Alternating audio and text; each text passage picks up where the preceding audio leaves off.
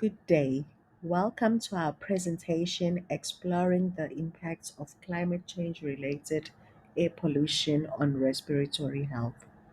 This research provides 5 recommendations that could be implemented by the World Health Organization to mitigate this global issue.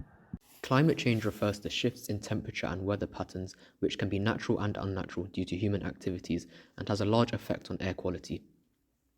Air pollution is the contamination of air by air pollutants such as nitrogen oxides, ozone, sulfur dioxide, carbon monoxide, and particulate matter. It is associated with many adverse health effects and millions of deaths globally each year, affecting low and middle class income countries the most.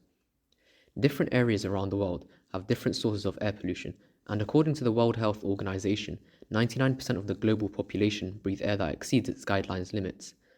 By addressing its effects on respiratory health using the following 5 recommendations, we can prevent the many health complications and deaths caused by it every year. One of the recommendations is to raise public awareness through social media. Policymakers could build various channels in educational institutions and public health websites to provide easily accessible information about respiratory health risks associated with climate change. Also, policymakers should disseminate warnings through social media and encourage the public to act on the problem to help reduce vulnerabilities. Furthermore, to spread information more effectively, policymakers can first spread health knowledge to those who are interested in improving their health due to homophily in social media like Reddit. Moreover, citizen science initiatives could be used to engage people in the air pollution field and create projects aimed to achieve social objectives. Citizen science interventions not only provide benefits to scientists and funding institutions, but also provide an opportunity for the public to engage actively in scientific investigations. Consequently, their literacy can be improved and their curiosity in science can be nurtured.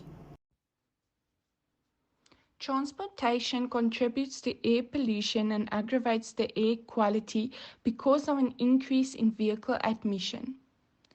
Recent studies suggest an increase in morbidity for individuals residing near major roadways. The major exposure source of air pollution in urban area is traffic-related, causing adverse health effects on humans. By constructing major railways and alternative transportation like electric cars and buses, we can decrease air pollution significantly. Another recommendation is the establishment of systems for monitoring air quality that are more advanced. How is it possible? The Massachusetts Institute of Technology made it possible for one to make their own air quality monitor, and it is called Flatburn.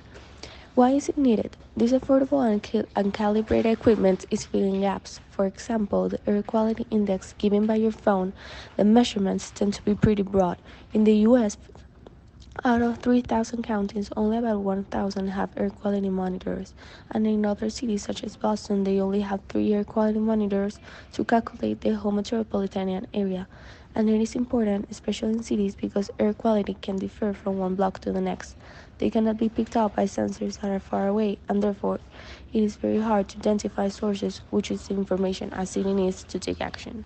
Epidemiological studies highlighted the association between short-term changes in air pollution with upper and lower respiratory infection symptoms, needing emergency healthcare amongst young children.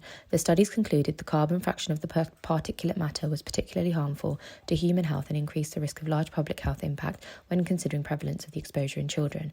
A recommendation to combat carbon would be the innovation of urban green spaces, including rooftop gardens, a combination of an integrated system with planting, recreational areas and PV elements within the same roof surface area, including integrated rainwater management. The benefits of urban rooftop agriculture include reduction of carbon dioxide, increase in oxygen, reduced temperature, and removal of harmful chemicals. The World Bank is an international financial institution that provides financial assistance to countries and supports projects aimed at reducing carbon emissions. They also work with other countries to monitor and promote accountability for the carbon footprint through various initiatives and programs. Ghana, an agricultural country, has received more than $4 million from the World Bank, the first of 4 payments expected under its emission reductions payment agreement aimed at encouraging member countries to implement activities to reduce carbon emissions from deforestation and forest degradation. Another financial support scheme includes the scaling climate action by lowering emissions